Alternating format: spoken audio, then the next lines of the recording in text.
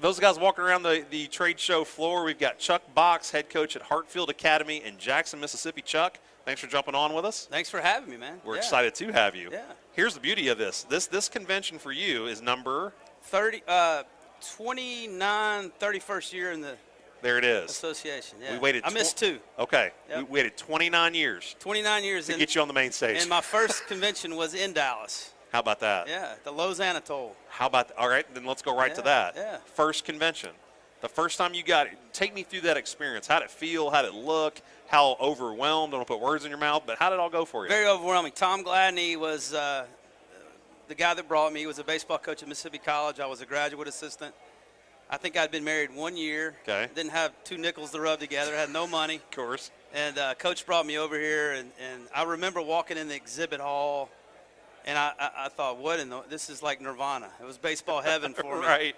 The other thing I remember was seeing all the coaches walk around, like Coach Polk and Coach Kendall, and I was a college baseball junkie, and I still am, and seeing those guys in person, it was overwhelming. Yep. And I remember going back thinking, I'm so insignificant in the overall scheme of things because there's so many coaches. Sure. But what a great experience it was, and I've only missed 2. One of them was the birth of a child, and one of them I'd gotten out of coaching, and I regret it. I was miserable the whole time I wasn't there.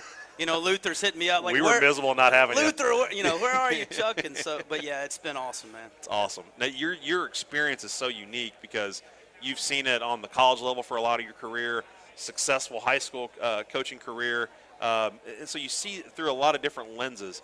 My guess would be this. When you're looking at your convention experience early, you're young, you're fired up like most of us, you hear things so much more fully because every idea at that time in young career is a new idea. Absolutely. Now you've really gone through the process of maturing as a coach, figuring out what works for you, what works for your program, what you believe in.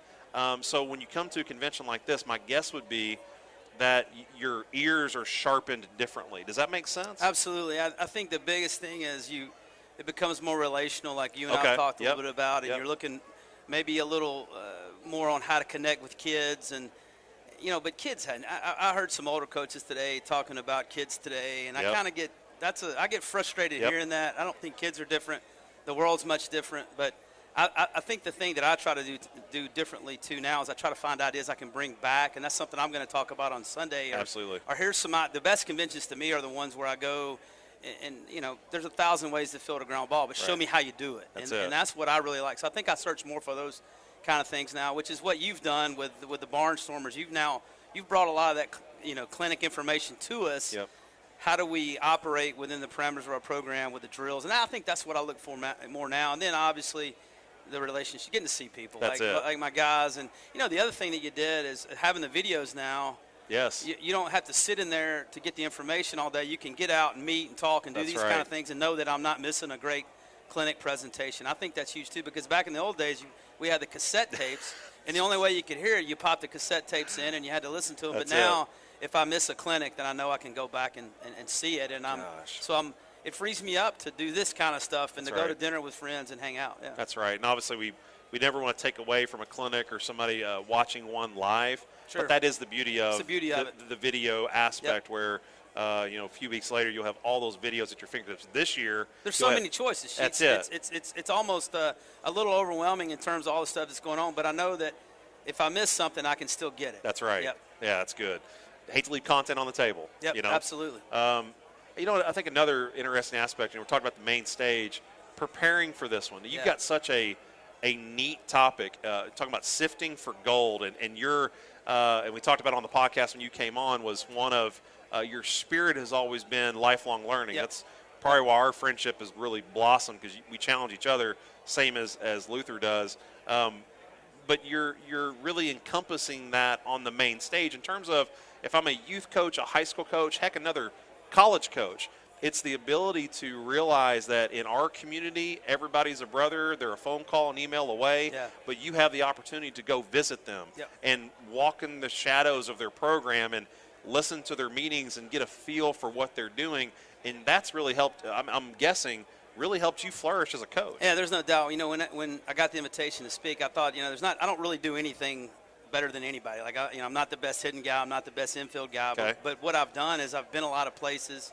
I've seen a lot of things. I've Yep. reached out to a lot of people. So, you know, and having said that, and then, okay, what did I enjoy the most about clinics? I loved it when I would go and I would get an idea. Right. So I thought, you know, hey, what I can offer or things that I've seen. And it's not all just places I've been. It's maybe I've expanded it since you and I. Of course, you're the one Yep. that gave me – Sheets gets the credit. He gave me the title. He helped me work through the title. And I'll take it. Yeah, you'll take the credit. But it kind of morphed into not just places I've been, but information that we've mined through phone calls or emails. Yeah. Or there's a couple of slides we're going to show that are ideas that we got from players that left our program and went out and played another Right. program and came back and said, Coach, I got Huge. this great drill. Yep. And, you know, my goal on Sunday is to hopefully give, and it's probably more for high school and youth guys, something that they can take back, or even more importantly, maybe get them to thinking, hey, you know what, this is an idea that maybe could morph out of something that I said. Yep. So that information to me has been invaluable. And you know, I want to tell you, and I hope to mention this Sunday if I have time, but I don't think anybody's impacted the coaches in our organization more than you have in my 31 years. And the reason I say that, there's been a lot of great men that lead this organization. I'm not trying to take away from any of them, Sure. but you have made information more readily available, which for me, from a high school guy or junior college guy, without the resources, you've brought that information to us through podcast and I mean, I don't even, you do so many things now I don't even know what we're doing, you know, but thank you, because you've been able to do that, and the resources you've given us are amazing. But what I hope to do is maybe share a little bit of what I've seen with some guys, and my hope is at the end of the day, you know, that was a cool idea, I can do that, or hey, you know what, I could adapt that. And you know, you said something a minute ago about being overwhelmed. One of the things that I love to tell young coaches is take the information, put it in your back pocket, put it in your tool bag. You may not be ready for it now. Right. But as your program grows, as you grow and you evolve, then you pull those things out and you use them. Yep. Gosh. Well, first and foremost, thank you. And I always, when you talk about what our staff has been able to do the last few years, I go back to, I had this conversation earlier, was the first couple weeks on the job, and we talk about, well, what is the ABCA? And again, coming from the coaching ranks, well, what is your perception of the association? And it's this convention. And at that time, we didn't have the resources readily available that we do now. So the transformation from where we sit is probably more of one of there's more readily available, digestible ways that you can find to learn and to challenge yourself and to grow. And more than that, we're much more bigger than just a convention. Yep, exactly. We have a weekly podcast. We have a bi-weekly chat. We have a hopefully consistent social media presence, and just our team really bringing that to our coaches in a way that I think that's why we're seeing record numbers walk through here today. I think we've touched them in ways that that they feel like they have to be here. They have to be part of what we do. Yep. You and I talk about this a lot. We've tried to invoke and invest in the nurturing of the idea of being a lifelong learner. I mean, truly the deep spirit of that, and I think there's a ton of guys here that encompass that. Well, it's been encouraging to me because one of the things that I think has flown out of what you've done, I've had coaches reach out to me, and it's made me – that's been the cool part. Well, it's made me look at myself a little bit more. You know what?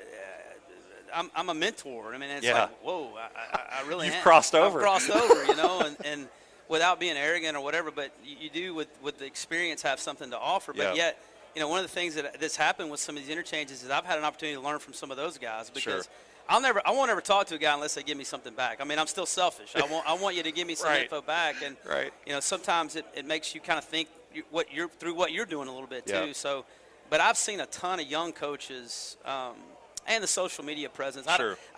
I wonder sometimes, is it really more or less, or we just are telling about it and we're telling our story better? Right. I think that's the biggest thing with ABC. I think we're doing a better job of telling our story. That's a fair point. And that's through some technology, but I think it's through you and a lot of our younger coaches who are on social media constantly talking about it, and it's made a huge difference. You know, I had a coach, it was a couple months ago out on Barnstormers, and we talked about the spirit of sharing. And if you guys listen to the podcast, we talk about this a lot, is one of baseball coaches are just really unique animals in that we'll give you everything, but I won't tell you what my signs are. And that's always been there. That's not something that we're going to credit to the podcast or any other thing we've done. But I think what social media has been able to do and what the podcast has been able to nurture and where you're getting at, to your point, is that spirit of sharing has, if it was on a level 5, it's on a level 12. I mean, it's just completely amped in a way that, relative to specifically your point, is that, we're sharing tweets and you're sharing information. You're right. It may not be exactly the way you do it or you say it, or it could be a little far stretched. Yep. But at least you're sharing it, and at least it may challenge another person who reads it. More than that, if that person's out there sharing it, they're certainly reading and learning as well. Well, I just ran into two coaches. We hosted one of the ACE clinics. Yep. Brett Christensen from Park Place hosted it, and they used our place. We were just facilitating it. Sure. And I learned two things in there that we've implemented. One of them, Brett teaches hitting. He talks about hovering over the backside, staying flexed. I hate staying back. It's passive. Right. But he uses the term hovering. That's great. So we kind of implemented that. And then the other thing is implementing our core covenants. One of the coaches from the Delta, each day is a different core covenant, and they just repeat it every week. And they, like passion is Monday, and so every Monday you tell a 2-minute story about passion, or whatever. But that's an example of younger coaches who are just starting ACE Clinic. Me going, hey, you know what? That's a good idea, and going back, and now we're doing it. So that's kind of that cycle that just keeps feeding itself. I vision you in front row taking notes. Sometimes I get hung up talking in the exhibit hall, and but I got the videos. No doubt.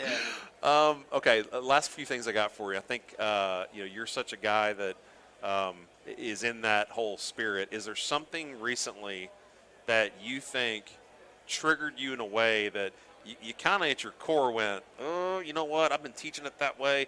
Hovering, to another example. I don't know. I could probably think differently about this. Or you read an article, you listened to a podcast, and you went, you know what? I've never really considered that. Can you point to something more specific? Well, you and I talked on our podcast a lot about the data and trying to figure out how do we take that data at the high school game. And I listened to, I think it was Coach Baxter's Barnstormers. Yes. I bought that, by the way. If you hadn't bought it, unbelievable. Shout out to Coaches Insider. These two guys right here. What's up? Yeah. Good job. But he was talking about the assessments that they do, and we do something similar. We don't have the technology that they have, but to me, how do we use a technology that's readily available? Yep. Because buying Rapsodo is great and using Rapsodo, but how do we implement use it? I think that's the big thing. And one of the things that I'm hearing about Rapsodo and Blast and some of these guys is they're doing a great job of kind of holding your hand on the other side of the purchase, which I think is new in our field. But that's one thing that we've been thinking a lot about. I just read Astro Ball, which was amazing. Got to get my hands on it. I just finished it, and I actually put a slide in my presentation on Sunday. It talks about growth mindset. But I think the other thing that I'm really diving into is we did something for the first time ever this year. We did personality testing on our kids. Wow. And so what makes our guys tick? I think that's something that I haven't been as good at.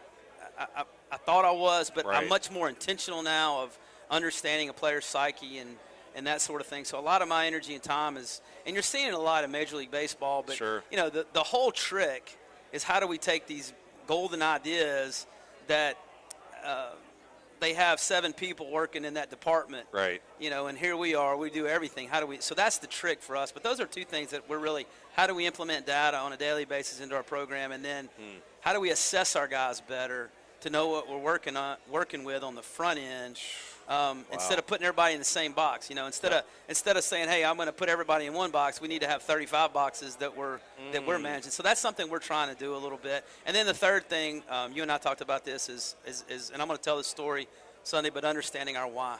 Our how. Our how. Our how. Not just knowing our why, but knowing our how. So that's probably what I'm marinating in my head a little bit. Oh, I love it. Yeah, I still know exactly where I was when we had that conversation. Yeah, good stuff. No doubt. All right, so there's people listening to this, and certainly people out here on the floor that know folks that aren't here with us, and they're listening to this show, and they're going, sounds really cool, and I can hear some buzz in the background, a little bit of music playing. Chuck's delivering gold here, but they're looking at their calendar going, should I come to Nashville? What would you speak directly to that person? Here's what I don't understand about coaches, and we're not talking to the people here, but, I don't understand. I talked to a coach today who's not here, and I'm like, how is that not on that's just a part of your calendar. Yeah. To me, February 11th is opening day. January 7th is opening day of practice. Well, this is on my calendar. Yeah. So I don't really that's foreign to me. Why would you not want to be here? I have some guys that like the deer hunt or what, and they use that excuse. But you're missing a lot if you're not here. You're missing the connections, the relationships. But the people that are here are getting better, Yeah. and they're going to beat you because they're getting better. So if you're a competitor, you need to be Sure. here. For any reason, so you just don't get your butt kicked, you need to get here. Yeah. Love it. Put that on a shirt. That's going on a shirt. We're Be at the selling them next convention, year. or you're going to get beat. That's period. it. 100%. Chuck, I say this and I tell you this all the time. We're thankful there's men like you inside our association doing what you do, coaching the way that you coach, and learning the way that you do. And I know you're going to crush your presentation. I'm looking forward to catching it. Thanks for jumping on with us, man. Love you, man. Thanks. Love you too, dude. Appreciate it. Thank you. Yep.